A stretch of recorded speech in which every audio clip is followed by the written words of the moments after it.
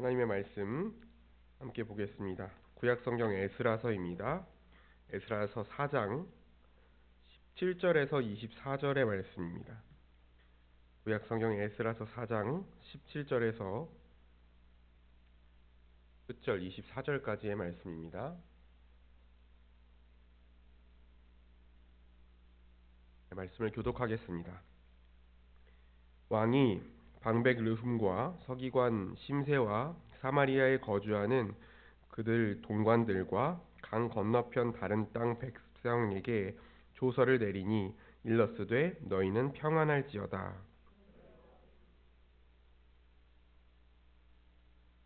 명령하여 살펴보니 과연 이 성읍이 예로부터 왕들을 거역하며 그 중에서 항상 패역하고 반역하는 일을 행하였으며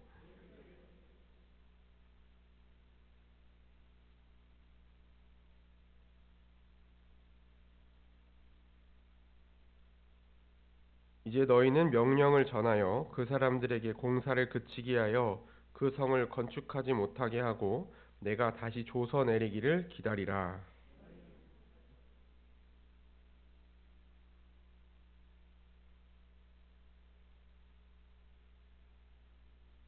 아닥사스다 왕의 조서 초본이 르훔과 서기관 심세와 그의 동료 앞에서 낭독되매 그들이 예루살렘으로 급히 가서 유다 사람들을 보고 권력으로 억제하여 그 공사를 그치게 하니 이에 예루살렘에서 하나님의 성전 공사가 바사왕 다리오 제2년까지 중단되니라.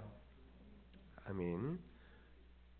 우리가 에스라서를 살펴보고 있는데 어제 나눴던 말씀에 이어서 오늘 말씀도 성전 건축이 이 성전 건축을 방해하는 사람들에 의해서 중단된 이야기를 계속 다루고 있습니다.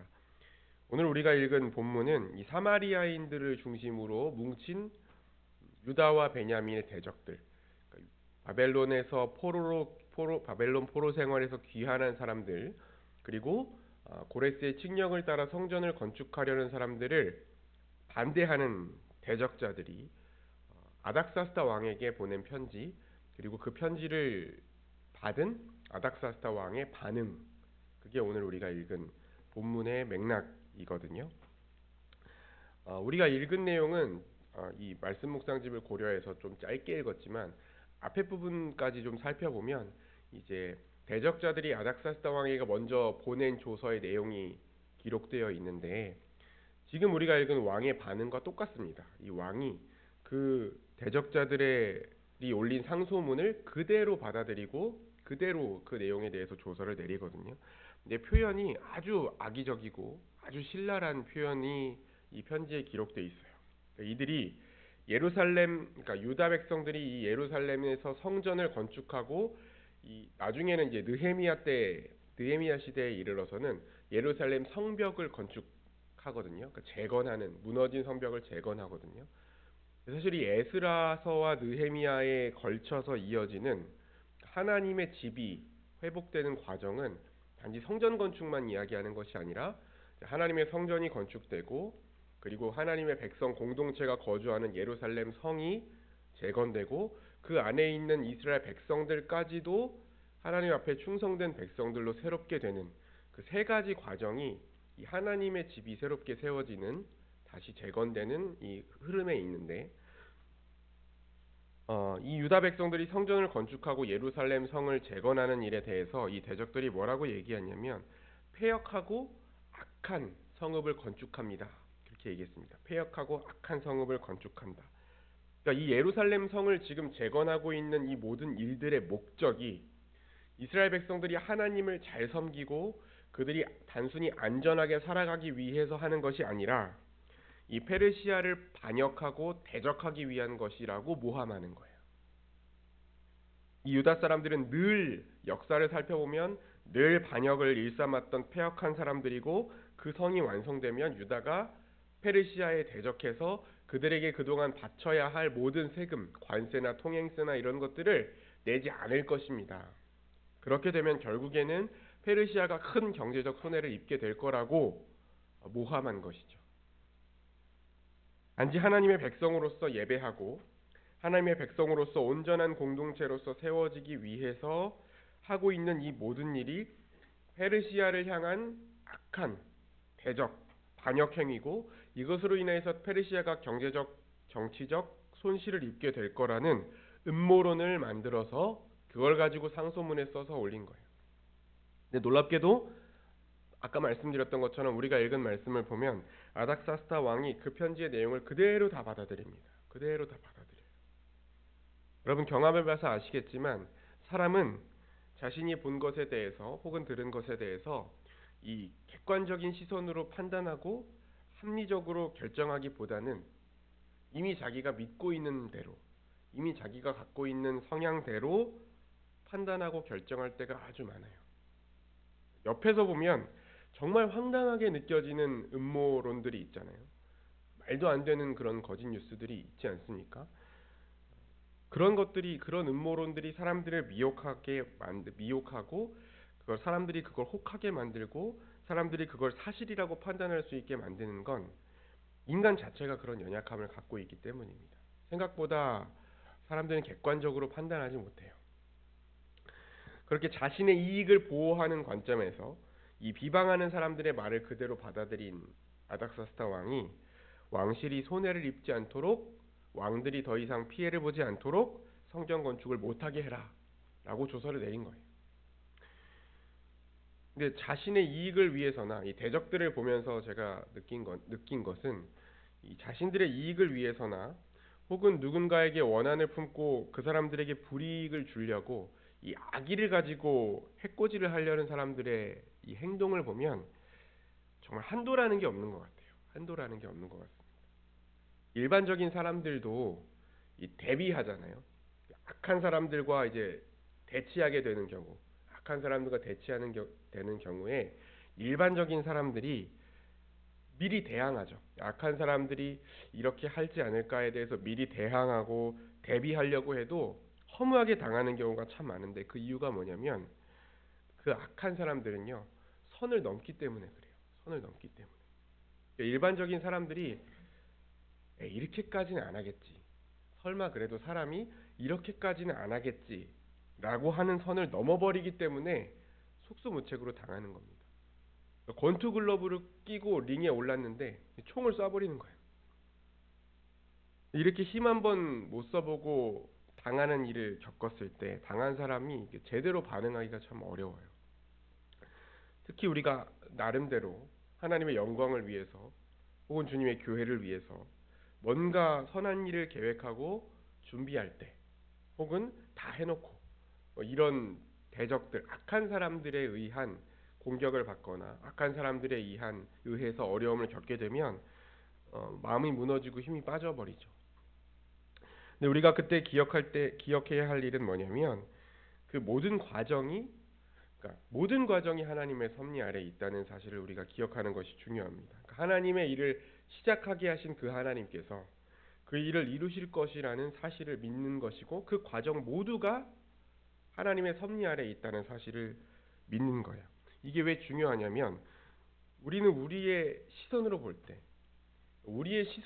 때 일이 잘 풀릴 때만 하나님의 섭리 아래에 있는 게 아니라는 거예요. 우리가 성경을 읽을 때에 정말 하나님이 섭리하시는구나라고 느낄 때가 언제입니까? 일이 잘 풀릴 때예요. 일이 잘 풀릴 때. 바사왕 고레스가 유다 백성들이 70년 동안 바벨론의 포로 생활을 하고 있었는데 바사왕 고레스가 갑자기 유다 백성에게 조서를 내려서 고국으로 돌아가서 여호와의 성전을 건축하라고 말하고 필요한 모든 것을 공급해 주라고 했을 때 그때 우리가 뭐라고 고백합니까? 하나님이 정말 유다 백성과 함께 하시고 정말 역사 속에서 섭리하시는구나.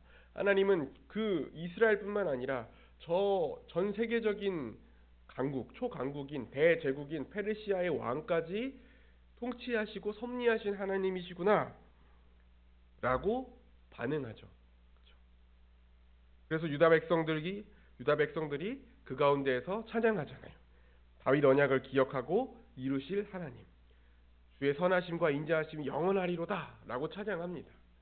근데 막상 건축을 시작하면서 방해를 만나고 어려움을 겪게 됐을 때는 그 과정까지도 전부 다 하나님의 섭리 아래에 있다는 걸 잊어요. 우리의 시선으로 볼 때 좋을 때만 하나님이 일하신다는 것을 믿고 하나님의 은혜 아래 있다고 믿습니다. 근데 막상 정말 하나님을 신뢰하고 의지해야 될 때, 정말 어려움에 처했을 때는 그 모든 일이 하나님의 섭리 아래 있다는 사실을 우리가 잊는 것이죠. 우리가 한결같이 일을 이루어 가시고 한결같이 섭리하시는 그 하나님을 신뢰할 수 있는 믿음이 있기를 주의 이름으로 축원합니다. 또 한 가지 기억할 사실은 하나님이 우리에게 일을 맡기시는 목적은 단지 어떤 일을 이루는 데에 있지 않다는 것입니다. 하나님이 우리에게 어떤 일을 맡기실 때 그 일을 네가 잘 해내라, 잘 이뤄라 라는 것에만 목적을 두고 우리에게 일을 맡기시는 것이 아니라는 것입니다. 하나님은 유다 사람들이 얼마나 멋진 성전 건물을 짓는지, 얼마나 예루살렘 성벽을 빈틈없이 쌓는지 거기에 관심 있지 않으셨어요. 얼마나 적은 단가로 좋은 자재를 구하고 얼마나 일꾼들을 잘 써서 빠르고 튼튼하게 지으면서도 비용 절감을 했는지 하나님 이런 거에 관심이 없으시다는 거예요. 성전을 건축하고 예루살렘 성벽을 재건하는 가운데, 그 과정 가운데 하나님의 백성이 하나님을 신뢰하고 서로를 사랑하는 하나님의 거룩한 백성이 되어가는 것에 관심이 있으신 것입니다. 우리의 인생이나 신앙생활도 마찬가지잖아요. 우리가 하나님이 맡겨주신 일들, 교회에서 하는 일들, 이런 것들을 정말 사람들이 박수칠 만큼 잘 이뤄내면 하나님의 백성의 모습을 갖추는 게 아니에요.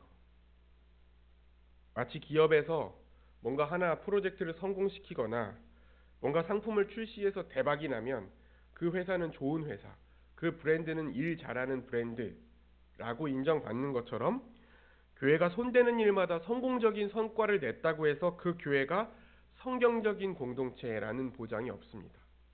그 공동체가 하나님이 기뻐하시는 공동체라는 보장이 없어요. 하나님의 시선은 거기에 있지 않습니다. 우리가 잘 알고 있지 않습니까? 그렇기 때문에 하나님께서 일을 이루어가는 과정 속에서 그렇기 때문에 하나님이 문제가 발생하는 것도 허용하시고 어려운 일을 겪는 과정도 주시는 것이죠. 일을 빠르게 완성하고 잘 해내는 것이 목적이라면 하나님이 그런 어려움을 주실 이유가 없겠죠.